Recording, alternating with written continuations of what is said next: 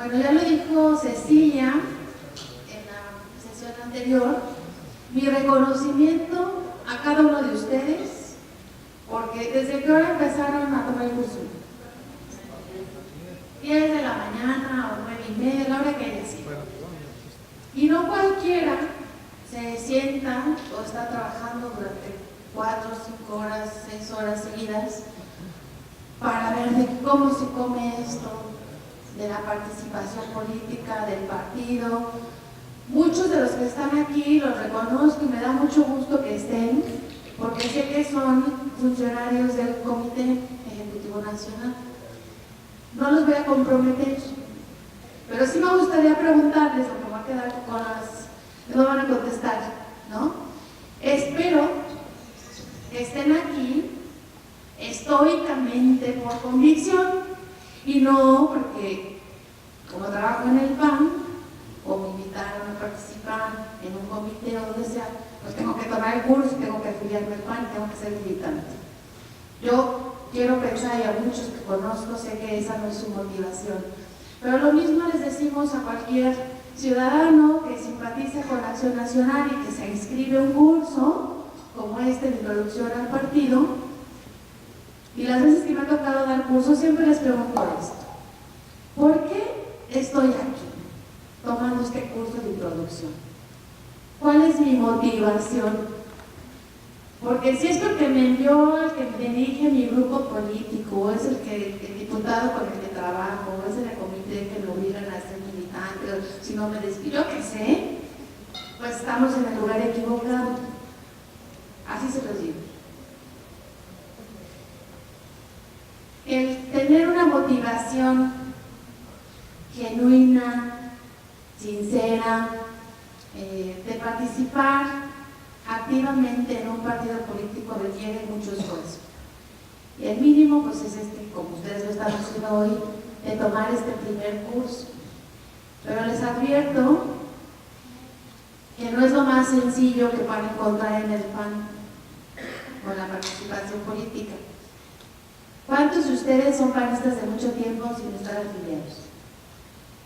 Mucho tiempo, más de 5 años, más de 10, más de 15, no mientan, más de 20. Bueno, ¿cuántos? 20 años. Por muchas razones, muchos panistas no son militantes formales, ¿no? Por muchas razones. Que porque se cerró el registro, el padrón, que porque no hubo afiliaciones, porque no hubo cursos, porque no me refrendé, porque, bueno, es la historia y el pan nuestro cada día que los ciudadanos que luego quieren participar en un partido como Acción Nacional se encuentran en una carrera de obstáculos. ¿Y saben qué? Eso nunca termina. Y vamos a ver por qué. Justo ese es el tema que vamos a abordar. La política y el oficio ciudadano. ¿Quién me puede decir qué entiende por política? Si quieres pasamos a la primera lámina de preguntas. Con eso me detengo un ratito. La tecnología.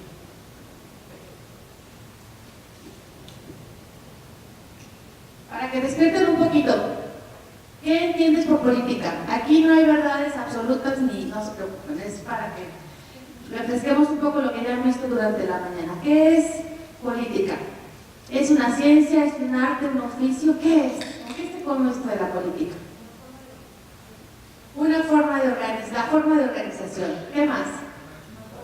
Una actividad, una forma de gobernar. Por acá, Ceci. Es una ciencia. Y entonces, como científicos, vamos a hacer política para resolver los problemas de un municipio. No es un oficio, no es una actividad, no se necesita creatividad. Es una organización donde hacen varias actividades. ¿Por qué decimos? Aquí están surgiendo algunas ideas que espero que conforme avancemos en la plática se les vaya formando un criterio propio. Aquí no venimos a imponer un concepto de política, sino venimos a compartir experiencias visiones de lo que es política, ¿sí? ¿Por qué decimos, seguro han escuchado, que todos somos políticos, todos hacemos política? Al menos aquí en el CEN todos somos bien brillitos. Todos estamos haciendo política, mejor Excel y mejor, ¿no? Hacer política. Hasta en el trabajo, hasta en la casa. ¿Por qué, Talita?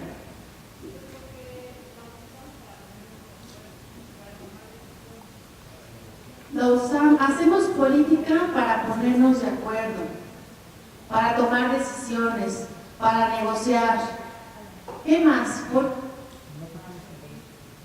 Ay, me encanta eso, para servir. Ya decía por ahí de la mística, servir y no servirnos. Eso sí, ojalá que estemos, cada vez que tomemos una decisión, que estemos negociando un incremento salarial, que estemos viendo mejores condiciones para no sé dónde, pensemos para qué lo estamos haciendo, para servir o para servirnos, ¿no?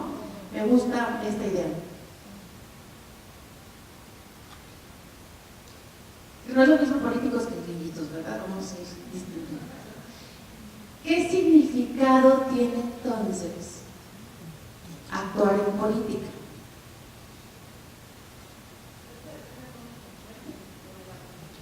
Depende en dónde te encuentres dentro de la política. A ver, explícame un poquito más eso.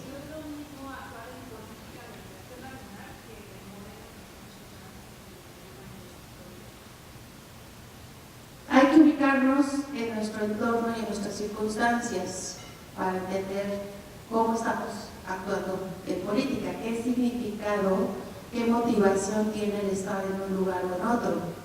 Ya decían antes, no es lo mismo militar en Acción Nacional que en el PES, que en el extinto de Nueva Alianza, que en el PRI o que en Morena. ¿Qué significado tiene para nosotros la política? Y vamos a seguir escudriñando un poco eso. Otra pregunta. La política, podemos coincidir que tiene algo de ciencia, ¿sí? Pero me iré yo más al tema, al enfoque, si es un oficio, el oficio de ser diputado, el oficio de ser regidor, el oficio de ser funcionario de un comité, o es una vocación.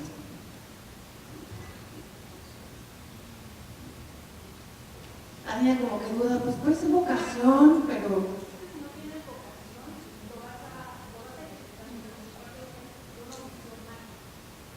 si no tienes esa vocación, ¿lo vas a ejercer mal?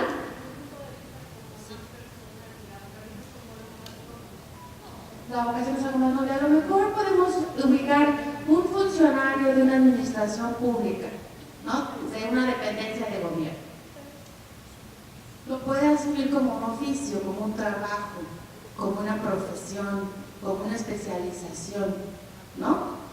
Es un político al final de cuentas. A lo mejor no es lo mismo el jefe del departamento que el secretario de Estado, que toma decisiones políticas y de impacto mucho mayor que aquel que ejerce una actividad más administrativa, pero al final de cuentas como si que es un político, ¿no? Porque toma decisiones, porque negocia, porque presenta programas, actúa en comunidad, en una dependencia, ¿sí?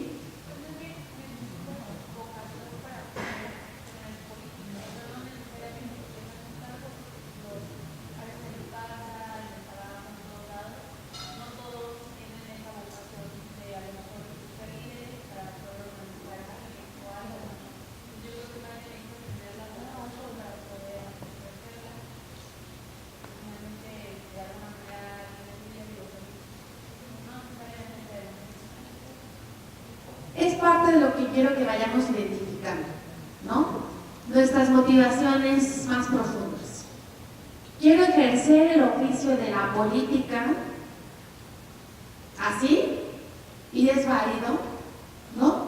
Puedo ser un servidor público con trayectoria, que me meta en servicio civil de carrera, etcétera, etcétera, etcétera. Como puedo estar en una empresa haciendo también mi carrera profesional, ¿no?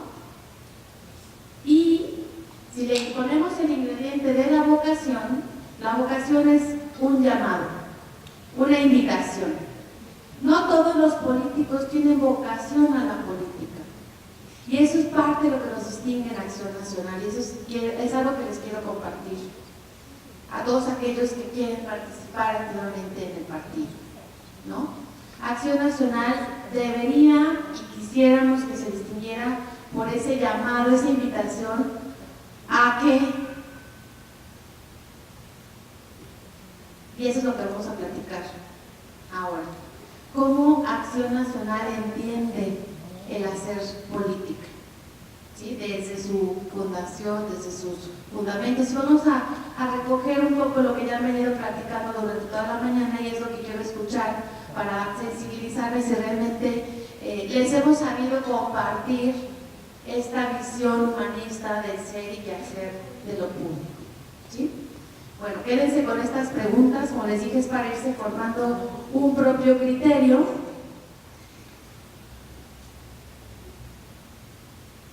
Pasa muy rápido. ¿Quiénes de aquí son abogados? Que hayan estudiado algo en la administración pública. ¿Nadie? ¿Sí? Me vas a ayudar un poquito, ¿no?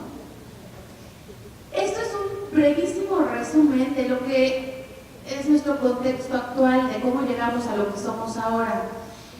Nuestra idea de política, de organización del gobierno, de la participación pública, etcétera, se remonta, y de hecho Acción Nacional tiene mucho de su sustento en la visión aristotélica, ¿sí? Si vemos, esto es hace 300 años antes de Cristo, o sea, es un mundo de tiempo, si lo queremos ver así, pero desde entonces vienen las ideas de lo público, de lo político, ¿sí? Y también, digamos, los grecorromanos, los griegos y los romanos dieron el fundamento de lo que hoy es el mundo occidental, organizado políticamente, hablando de los fundamentos. Claro que ha habido evolución, ha habido avances, ha habido propuestas, ha habido desarrollo, y también el cristianismo aportó mucho al quehacer de la teoría política, ¿sí? De lo que entendemos por hacer política. Y ahí vemos algunos pensadores que seguramente han escuchado: Sócrates, Aristóteles, Platón. A quienes les gusta un poco de historia, de derecho romano, pues hablar de Cicerón y todas las leyes románicas. Y bueno, todo este derecho romano, todo este legado que nos dieron los griegos, nos dan un fundamento para entender en dónde estamos parados ahora como políticos. En Grecia se definía claramente lo que era la polis, que es el espacio público, el espacio de la ciudad. Y se entendía que había ciudades-estado, pequeños grupos de personas organizados, donde tenían a sus representantes, tomaban sus decisiones, discutían, negociaban y veían cuáles eran las mejores prácticas, y de ahí se derivaban normas, se derivaban sentencias, juicios, etcétera, para calificar la acción pública, la organización de una determinada comunidad. Quédense con esta frase que a mí me encanta, y seguramente en muchas ocasiones que tengamos oportunidad de platicar en las actividades de voluntariado que me toca encabezar en el Comité Nacional, tenemos que lograr entender esta visión de los griegos, de reconocer que una persona vive en un lugar determinado. Nosotros tenemos unas circunstancias determinadas a vivir en la Ciudad de México, en el Estado de México, en el Estado de Colima, donde estemos, somos una comunidad, ¿sí? En donde podemos habitar. Hay muchas ciudades dormitorio. En el Estado de México hay infinidad de gente, no me dejarán mentir mis amigas de La Paz, de Texcoco, etcétera, que la gente llega a dormir y se va 3 horas a trabajar y regresa en la noche. Habita ahí porque es su casa, físicamente, pero ¿dónde socializa? ¿Dónde realiza su actividad pública? A lo mejor en otra comunidad. Antes se entendía que había un núcleo, una comunidad. Hay que lograr entender dónde habitamos y dónde podemos ejercer nuestra ciudadanía. Hay una distinción muy clara y lo vamos a ver. Aristóteles decía: el hombre es un animal político. Esa es una frase como muy de bachillerato, pero finalmente es reconocer que sí nos necesitamos unos a otros para desarrollarnos, para construir. ¿Quieres opinar algo? ¿No nos necesitamos? Solos podemos. En este momento los necesitamos más que nunca, unos a otros, para salir adelante. Lo sabemos por la crisis que estamos viviendo a nivel comunidades. Ya trascendimos esos pequeños núcleos de ciudades-estado y ahora somos unas sociedades mucho más complejas en términos de organización de lo político. Era mucho más sencillo quizá en ese entonces ponerse de acuerdo en asambleas, ¿no? No había tecnologías, no había ese crecimiento poblacional que hubo. Empezó a haber después ya los conflictos bélicos entre unas comunidades y otras. El Imperio Romano implementó una organización mucho más desarrollada, ¿sí? Entonces, lo político es una ciencia, sí, porque tenemos que ir encontrando soluciones a nuestra realidad, a nuestras circunstancias, a nuestro contexto. De manera muy general, Aristóteles clasificó estas formas de organización del quehacer público. Una persona, un monarca, los reyes, que si ellos detentaban el poder y ellos dirigían las decisiones del Estado, del que se tratara. Y clasifica una desviación de la monarquía cuando ese rey se vuelve déspota, tirano, impone, sanciona de manera indiscriminada y deriva en una tiranía. Y ahí es donde empiezan las revueltas, ¿no? Y la Revolución Francesa es un ejemplo muy claro, ¿no? Y la Revolución Francesa propone entonces que haya aristocracia.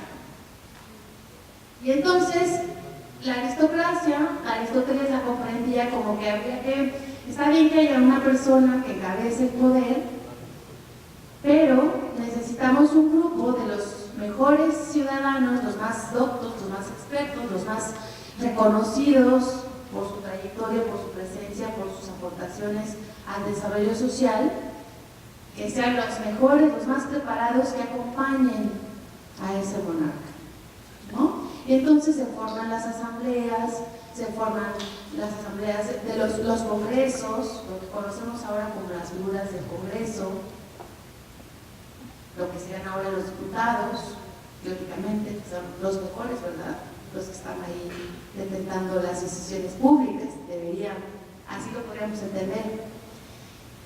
Pero cuando esos ciudadanos que son parte de la aristocracia, esas familias, esos núcleos de poder, esos sectores económicos que adoptan y se sienten dueños de lo público y toman las decisiones sin ver por el resto de la población, pues derivan en lo que él clasificaba la oligarquía, la forma impura de la aristocracia, ¿no?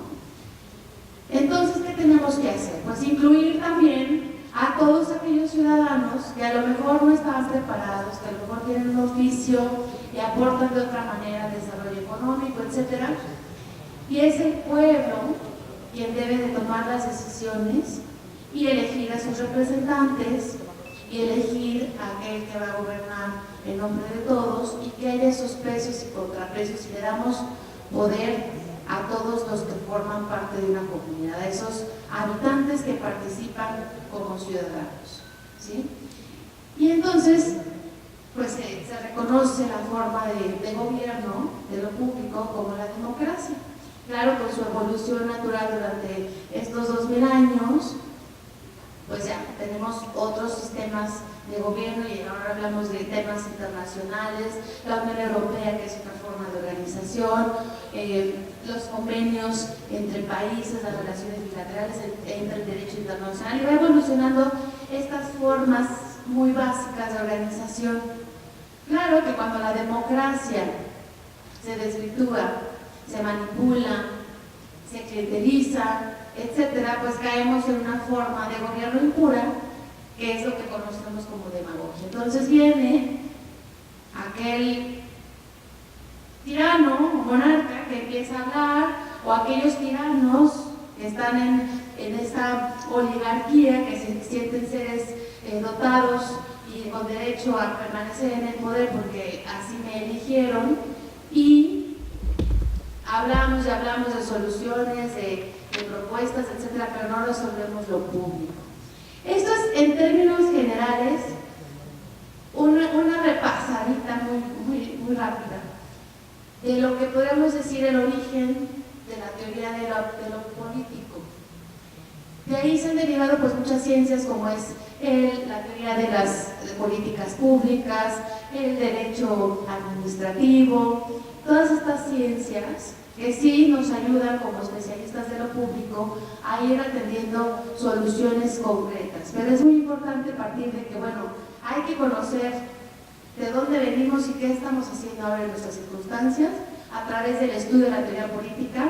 Los invito a que profundicen, a quien le guste la historia, en todo el legado que nos dieron estas culturas, porque tiene mucho que ver con lo que ahora somos y cómo entendemos la política en acción nacional.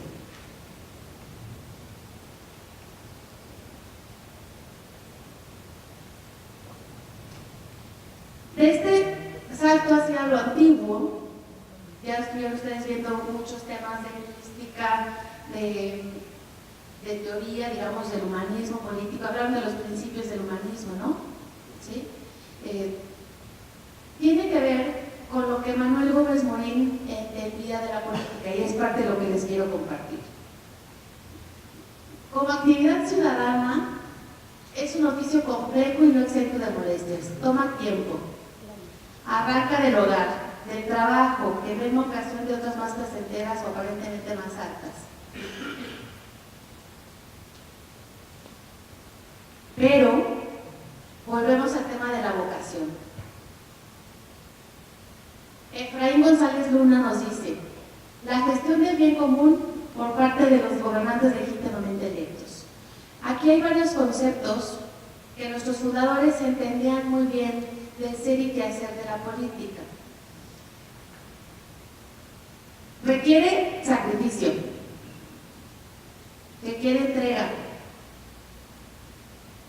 A lo mejor ellos, cuando pensaban en crear un partido político, sabían que tenían que sacrificar familia, que tenían que sacrificar trabajo, sus empresas o las instituciones académicas en las que estaban.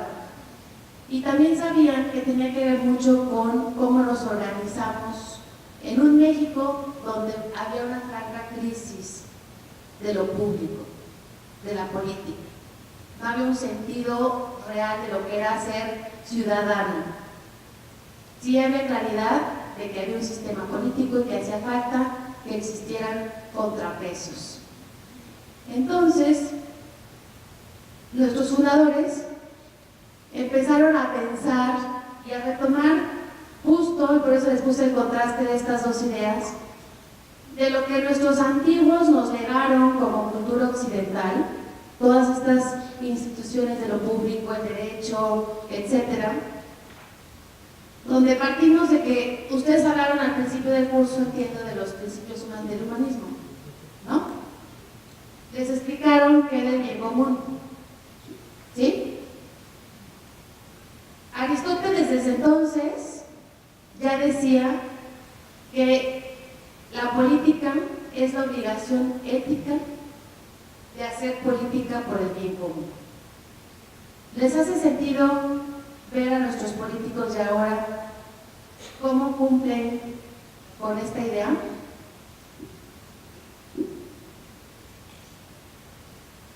¿Por qué no reconocemos en el ser y quehacer de la política este principio básico?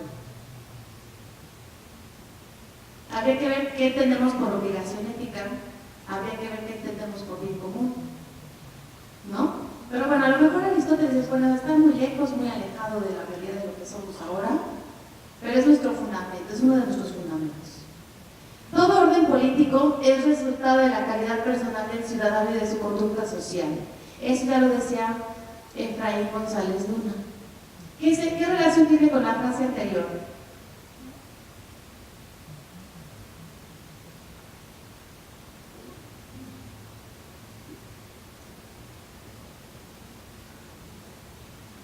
¿Qué tiene que ver el bien común con el orden político?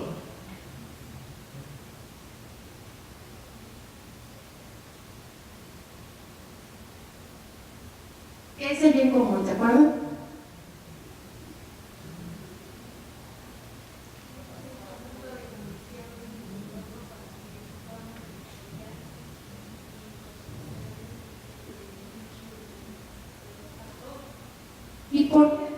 el conjunto de condiciones para desarrollarnos plenamente en un entorno común, ¿no? ¿Qué tiene que ver con el orden político? El bien común, ¿cómo se relaciona con el orden político? Si no hay un orden, si no hay una organización, si no entendemos cómo estamos organizados políticamente, ¿no? ¿Cómo vamos a generar esas condiciones de bienestar? Suena muy bien como teoría política, ¿no? Como esa obligación ética de generar cosas públicas en beneficio de los demás, ¿no?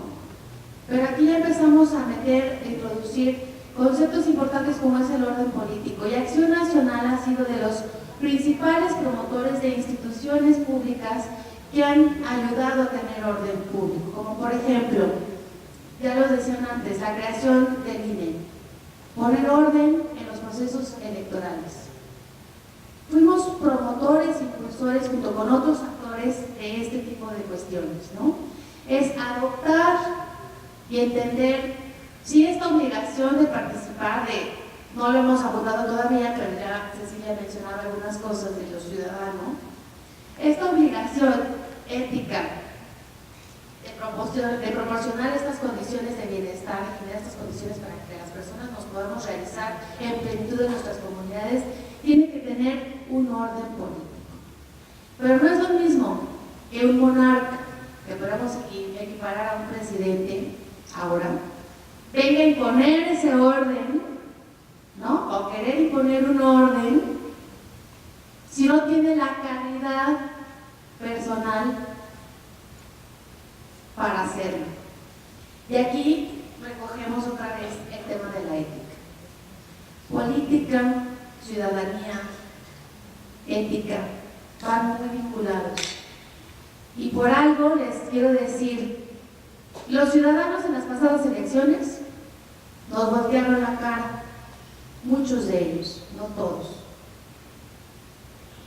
¿Por qué? Nos alejamos quizá del fundamento de nuestra esencia. Y no solamente Acción Nacional, yo hablo de los políticos. A lo mejor lo adoptamos como un oficio y dejamos de percibirlo como esa vocación de servir a los demás. Es un tema muy profundo, que no lo vamos a poder agotar en media hora, pero quiero que se les quede ahí su motivación para actuar en lo público, para estar en la política. Hay mucha gente, ustedes son privilegiados por estar en este momento aquí, porque están interesados en la política, en lo público, pero hay muchos ciudadanos, hay mucha gente que le importa tres pepinos y lo que necesita es darle de comer a sus hijos el día de hoy. Y le importa poco si los partidos se pelean, si los diputados aprueban o no aprueban, no hay un orden. Y estamos percibiendo que si la calidad de los políticos sí refleja o no las condiciones de bienestar que debemos estar generando como bien común. Lo que tú hagas o no hagas en tu trabajo, en tu comunidad, en tu colonia, si participas o no participas en la Asociación de Padres de Familia, en el COPASI, en un partido político, importa mucho. Y cómo lo hagas, y con qué motivaciones lo hagas. Más allá de esas instituciones que están ahí, que si somos una república representativa, democrática y federal, y bla, bla, bla, y todos estos sistemas políticos que vimos que van siendo más complejos, lo que tú hagas o no hagas el día de hoy en tu comunidad importa, y la calidad con la que la hagas. Eso es lo que nos quiere decir Efraín González Luna. Eso es parte de la acción ciudadana. Dejar de estar sentados o estar habitando una casa, estar sentados habitando en un trabajo, en una comunidad, en un municipio, y participar para generar esas condiciones. ¿Cómo puedo mejorar mi ambiente laboral? ¿Cómo puedo mejorar el que haya agua en mi colonia? ¿Cómo puedo involucrarme en que haya más seguridad? Todo eso es parte de la acción ciudadana, ¿sí? No es lo mismo habitar que ser parte de la solución. Y aquí vamos a ver algunos valores que Carlos Castillo Peraza nos menciona como gran intelectual que él era y que yo quiero que al final de esta sesión hagamos un pequeño ejercicio para ver que estos valores se traduzcan en algo concreto, ¿sí? La política, más allá de la teoría política o la teoría del Estado, etc., tiene que traducirse en cosas concretas. Si no, se queda en eso, en teoría, ¿sí? Son 6 valores que él propone. ¿Qué opinan ustedes de la participación? Y aquí sí quiero que participen. ¿Qué es participar? Lo vamos a definir juntos, no lo vamos a leer de lo que dice Carlos Castillo. Ahí tienen sus documentos y lo pueden profundizar. Demás. ¿Qué es participar? Opinar, contribuir, decidir, involucrarse. ¿Qué más les dice esa imagen? Idear, ser creativos, formar parte, planear. ¿Cómo? Debatir, redes combativos. Sí, hay que debatir participando, dando ideas. Ya decía Cecilia, ponía el ejemplo de las asambleas, que eran interesantísimas en los comités municipales, ¿no? Y los militantes ahora se quejan de que no hay asambleas, porque nos gusta participar, nos gusta ser parte de las decisiones, involucrarnos. Cuando llega el dirigente a decidir y poner, bueno, es cuando todos decimos, no, entonces el pueblo sabe dónde quedó, ¿no? ¿Dónde quedó la democracia partidista? Se convierte en demagogia, claramente, en discursos, en rollos vacíos que no le dan sentido a la gente a pertenecer a un partido o a una comunidad. Cuando las asambleas de colonos no llegan a nada y se están peleando unos con otros, ¿no? Participando con soluciones creativas.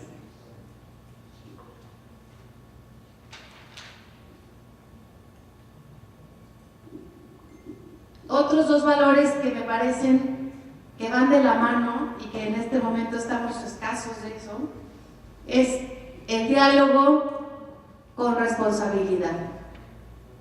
¿Qué es diálogo? Intercambio de ideas, esto que estamos teniendo ustedes y yo. ¿Qué más? ¿Quién dijo comunicación? Comunicación. ¿Qué es comunicación? Que además en el partido, a mí que me toca dar atención a los militantes, se quejan mucho de que no hay comunicación. ¿Qué hay? ¿Qué es eso?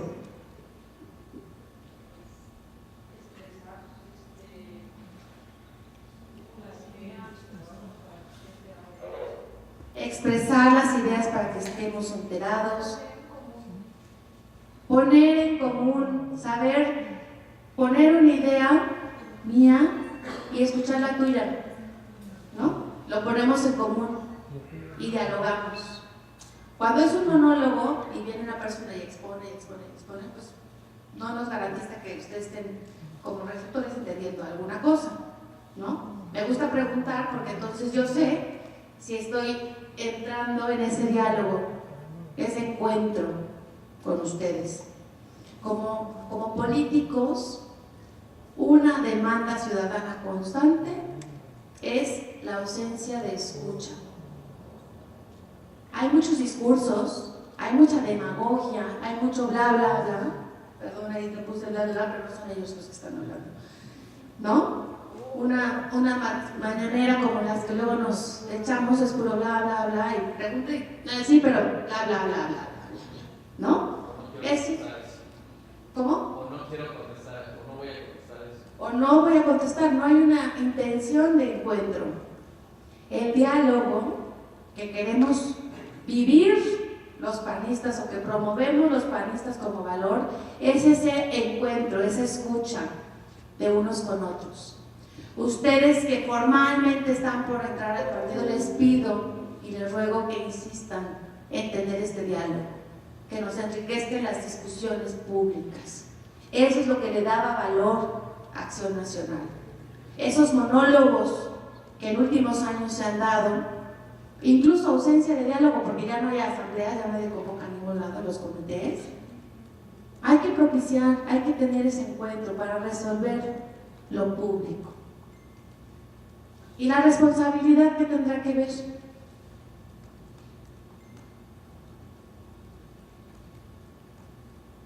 gustó, ¿verdad?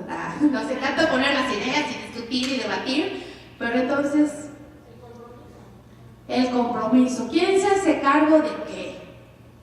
¿Quién se hace responsable de dar solución a qué? A lo que pusimos en común. Porque está bien, y por eso a lo mejor también dijeron algunos, no, ya no hay que hacer asambleas porque es una mesa de negros y nada más nos vamos a pegar unos con otros y nadie llega a nada y nadie se hace al final, ni se levantan acuerdos, todos salieron enojados. Imagínense una asamblea vecinal de un Copasi, ¿no? Para ponerse de acuerdo que le van a pedir al municipio o la alcaldía o lo que sea. O en una asociación de padres de familia en un colegio, que todos están ahí, y al final nadie se hace responsable, ¿no? ¿Quién va a cobrar las cuotas? ¿Quién va a ir a hablar con los militantes que no vinieron? ¿Quién va a ir a dar el curso? ¿Quién va a ir a...? No, pues entonces ya es un valor fundamental en lo público, para hacer política, asumir las responsabilidades. Y aquí si les leo la descripción tal cual de Carlos Castillo, dice: esta es la capacidad para responder por los actos propios. La práctica política obliga a tomar decisiones personales y estas deben realizarse siempre de manera responsable. Máxime cuando estas pueden repercutir en la vida de otras personas.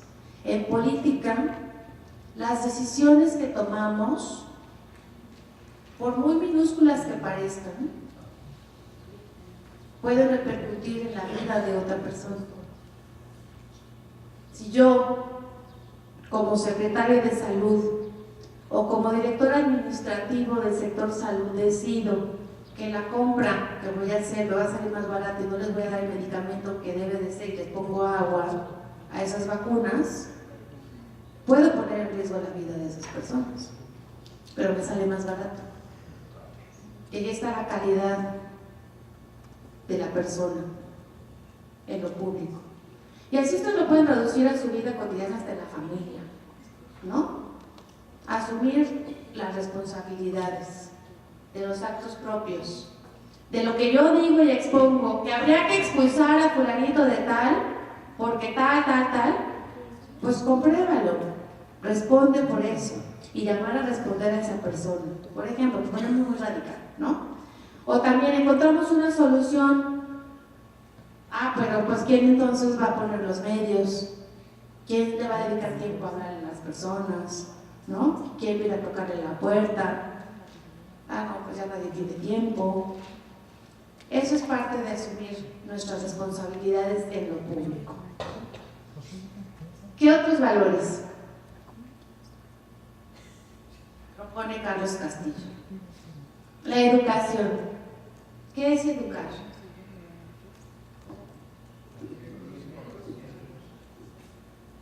Adquirir conocimientos, formar, ¿qué más? Capacitar, aprender. Acción nacional por esencia, y eso es algo que quiero que ustedes se lo graben en su corazón y en su experiencia como militantes, que espero que sean muy pronto, aunque ya sé que son panistas, ¿no? Nació como escuela de ciudadanos. Escuela de ciudadanos. ¿Qué les dice esto de escuela de ciudadanos?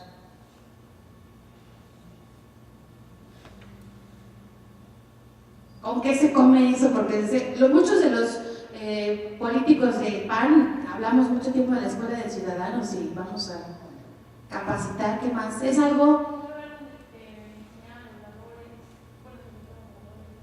¿Qué es lo que estamos tratando de hacer con este curso de introducción al partido? Es lo que quisiéramos que permeara en cualquier persona que se acerca a nuestro instituto político.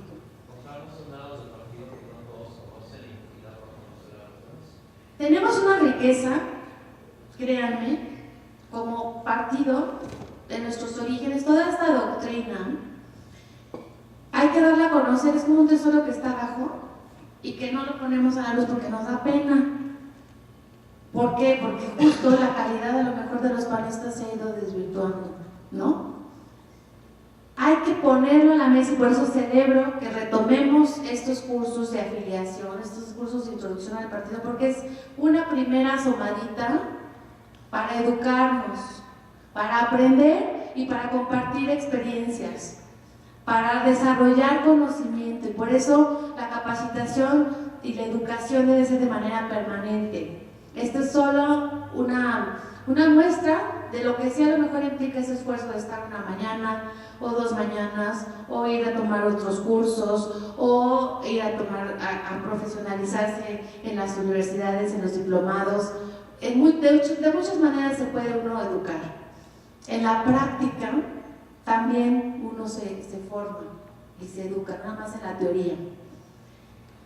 En la medida que una persona está mejor preparada, logra una mayor conciencia de su valor como persona y exigirá que se le respeten su dignidad, libertad y sociabilidad.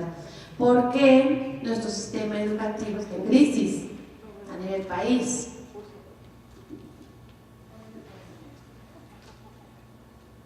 Porque quizá la visión de los políticos que lo hacen como un oficio, una vocación, no les interesa que la gente esté preparada, que se vaya formando un criterio, ¿no? Y entonces vamos para atrás con la reforma educativa y vamos a poner planes de estudios muy básicos y no buscamos ese desarrollo, ese crecimiento. El PAN se formó, se creó como esa escuela de ciudadanos para alentar no solamente la educación primaria, sino también para alentar a que el ciudadano se forme, se capacite, se prepare para actuar en lo público. Y eso es también alguna responsabilidad que tenemos como militantes, mantenernos en constante aprendizaje, en constante preparación. Que si me toca ser regidor, pues saber cuáles son las funciones de un regidor, ¿no? O que si quiero ser representante vecinal, pues saber qué derechos y obligaciones tienen los ciudadanos. Que si quiero ser maestro de obra pública, director de obra pública en un ayuntamiento, saber de qué estamos hablando, y por eso se implementan las certificaciones y una serie de cosas, que el PAN ha sido promotor permanente y constante a nivel municipal, a nivel estatal, a nivel federal, en todos nuestros ordenamientos y todas las políticas públicas que se han podido implementar. El PAN tiene una riqueza que hay que dar a conocer, pero hay que conocerla y ponerla en práctica. Depende de nosotros esa calidad al hacerlo público. El otro principio es la legalidad. ¿Qué entendemos por legalidad? Justicia. A ver, dime más. Normatividad, justicia, reglas, normas. Puede ir vinculada. A ver, dinos más, Tania. ¿Cómo vincularías el principio de legalidad o el valor de la legalidad con la justicia? Es que, por ejemplo, lo que está ocurriendo ahorita en Monterrey, que se criminaliza a las mujeres por la situación del aborto, ahí no se está haciendo justicia. Independientemente de nuestro punto de vista del aborto, o sea, la criminalización de la mujer pues también atenta contra el bien que debe de tener esa mujer. Son principios, la justicia es un principio. Aquí nos propone Carlos Castillo la legalidad como un valor, que lo hagamos vida. Quizás la justicia tendría que estar vinculada con la ética, de dar a cada quien lo que le corresponde, ¿no? Y ahí hay que analizar cada caso, cada circunstancia, y ahí es parte del quehacer de lo político, tomar las decisiones adecuadas. Los legisladores tienen una responsabilidad al respecto y por eso hay un debate público, ¿no? ¿Perdón? Un derecho legal, pero moral, o sea, finalmente hay una legalidad a través de un conjunto de reglas, mientras los puntos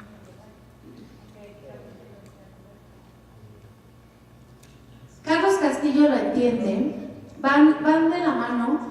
A lo mejor los que son abogados, bueno, el principio de legalidad es que se cumpla la ley, que existan normas. Pero Carlos Castillo sí lo vincula con la justicia en estos términos. Dice, la perfección de la sociedad misma, que es el bien común, se logra por medio del ejercicio de la justicia. La legalidad no permite el imperio de la fuerza o de la arbitrariedad. Es decir, para que haya un orden público, debe de haber normas, leyes, normatividad, reglamentos, deben de existir las reglas claras para tener ese orden, para poder aplicar esa justicia. Y ese es el arte, ahí sí entra el arte de hacer política, ¿no? Debatir una propuesta de ley, discutir el marco que va a regir la conducta, el ser y quehacer de una comunidad, de un estado, de un país. Es parte de lo público, pero sí reconocer que no es la ley del más fuerte, la ley de la selva. El principio, el valor de la legalidad se refiere a que exista ese marco normativo y que se cumpla, que haya justicia. Ese es uno de los valores ciudadanos que buscamos aterrizar, y ya también nos ponía un ejemplo en donde está la disyuntiva de, bueno, ¿dónde está la justicia? ¿No? Existen normas, ¿es justa esa norma o no? ¿Y cómo la aplicamos? Ese es el arte de hacer política, ¿sí? Y finalmente, el último valor, digamos que esto es un catálogo, no exime que haya otros valores que podamos vivir en lo político, pero son como lo básico que él analiza como principios para actuar, los valores que un panista, y más allá que un panista, un político debe de vivir y de aterrizar en cada una de sus decisiones. La libertad. ¿Qué es? ¿Ustedes son libres por estar aquí? Ay, qué bueno que no son acarreados, ya les dije. Era un eslogan muy común, yo me acuerdo cuando tenía 15, 16 años que íbamos a los mítines del Maquillo y somos libres, no acarreados, ¿no? Yo les preguntaría, y me gusta preguntarles a los que aspiran a pertenecer a Acción Nacional, cuando van a un curso de introducción al partido, ¿a quién lo mandaron a tomar el curso? Todos somos libres, ¿verdad? ¿Qué es eso de ser libres? Poder decidir a qué. A estar o no estar, ¿verdad? Para empezar. Luego, por ahí atrás, no te quedes con la idea. No, es que prácticamente me resultó porque si es y aparte, no puedes decir explicar una palabra utilizando una misma palabra. Tomar decisión. Ceci, por ahí te querías opinar. ¿Qué es la libertad? Hay canciones, ¿no? ¿De qué es la libertad? ¿Qué es ser libre? Poder hacer algo como quieras, pero teniendo en cuenta de que tú al hacer ese actuar, debes hacerlo con responsabilidad. Porque no puede ser, porque una cosa es actuar con libertad, pero sin pensar en las consecuencias que esas acciones puedan tener. Y no sería libertinaje. La libertad sí es esa capacidad.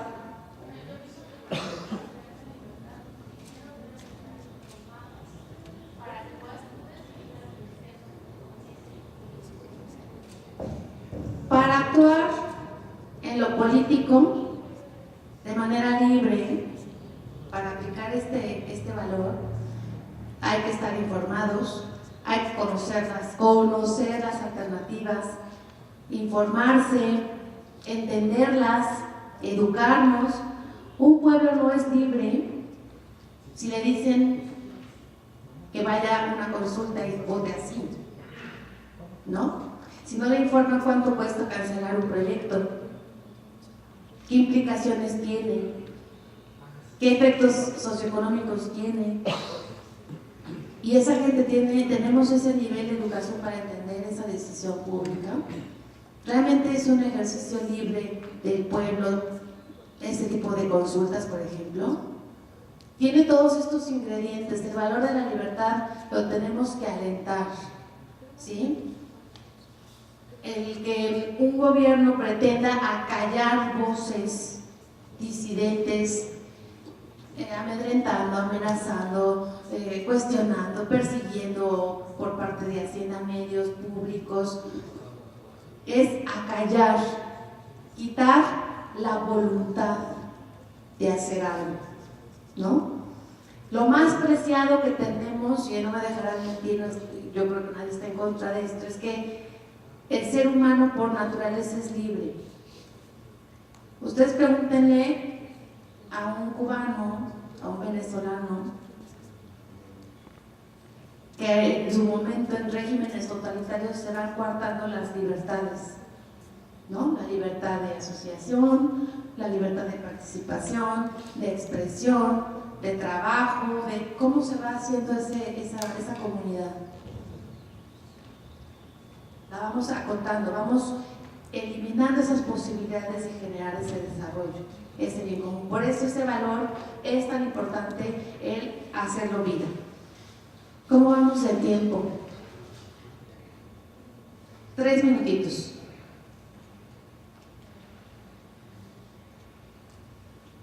Ya lo decíamos, para Acción Nacional, el actuar en lo público es entender que no solamente somos responsables de habitar, de estar en un lugar determinado, en una comunidad, sino de participar. Eso es pasar de habitantes a ciudadanos. Una misión muy particular que tenemos como panistas es la formación para la ciudadanía.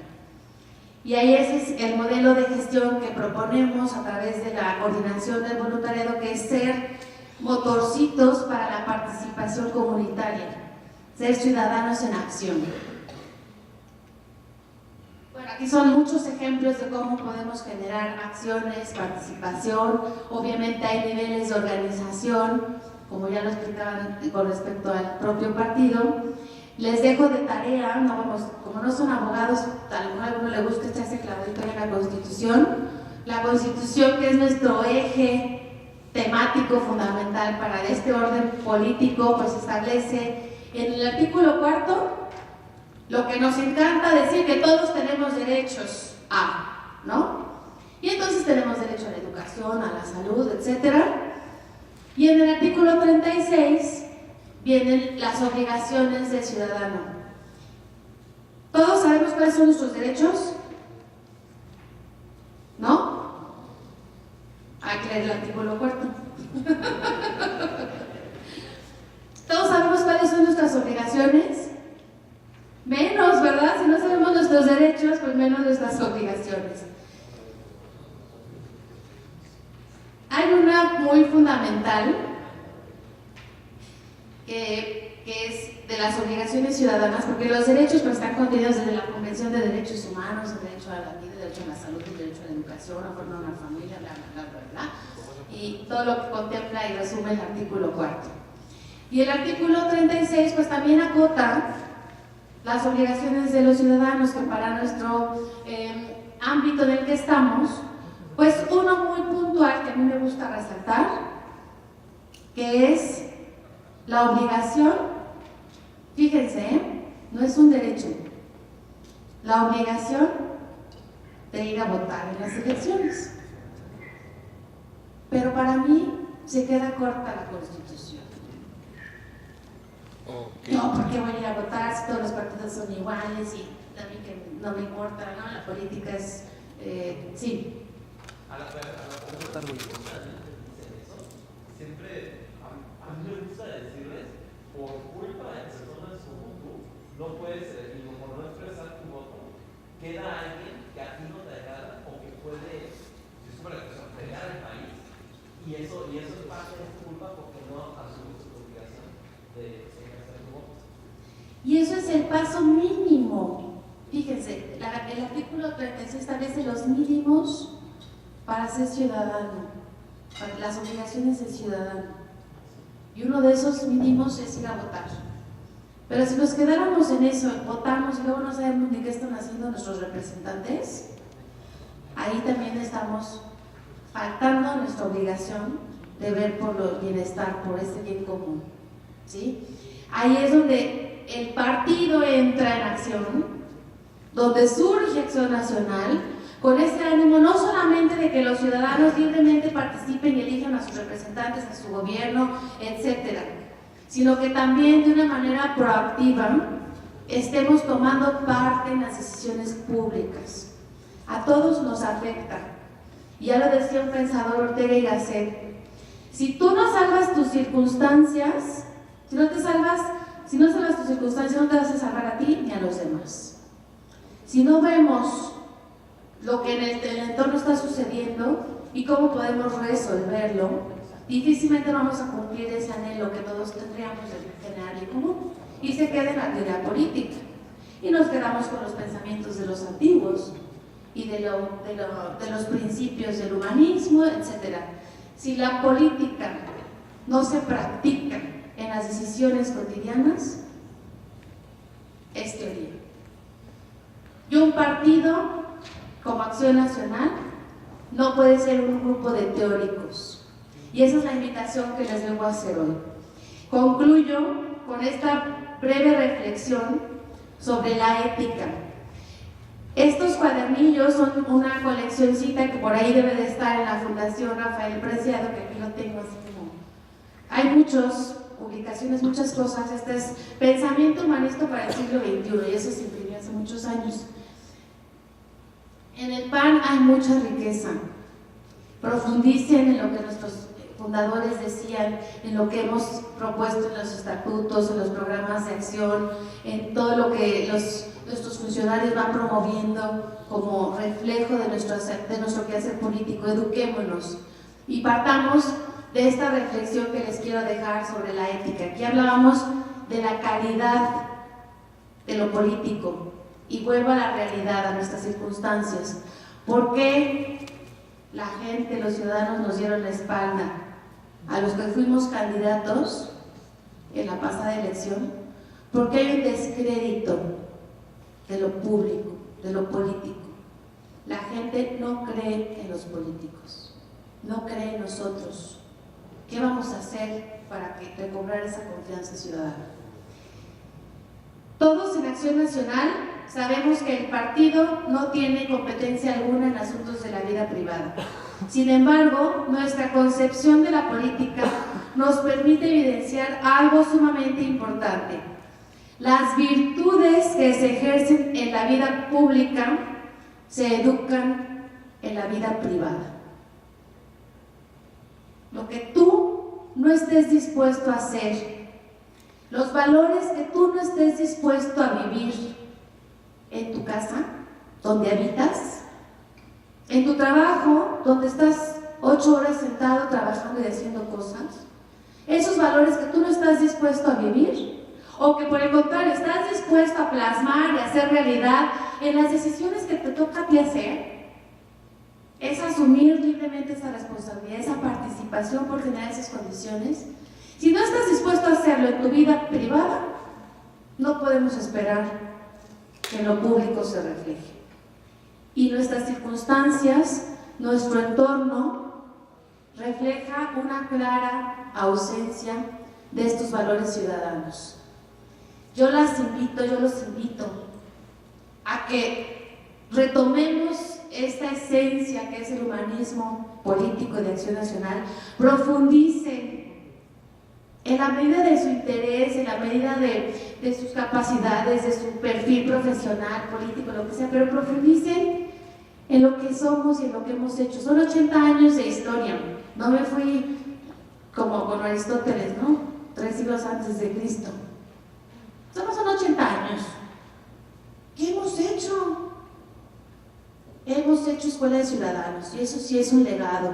Hemos construido instituciones, hemos hecho propuestas de política pública, hemos hecho muchas cosas que no sabemos en este momento cómo presentárselas al ciudadano. Y a lo mejor tenemos que ser más creativos, y en ese ejercicio pleno de la libertad, pues poner a andar nuestros talentos. No somos los mismos militantes que hace 30 años, y a veces algunos militantes tienen nostalgia de cómo se hacían las cosas. Bueno, pues hay que hacer las cosas de otra manera, y sí que hay que usar la tecnología, hay que usarla, y las redes, y lo que haya que hacer, y si los cursos tienen que ser en línea, que se hagan en línea, y ¿no? Y hacer que los militantes estemos en acción. Yo los invito a que profundicemos en esta esencia de Acción Nacional, a que se involucren en las actividades que el propio partido está proponiendo a través de esta nueva dirigencia. Concretamente, los invito a que conozcan lo que es la coordinación de atención a la militancia y promoción del voluntariado, porque estamos para servirles. Muchas gracias, buenas tardes.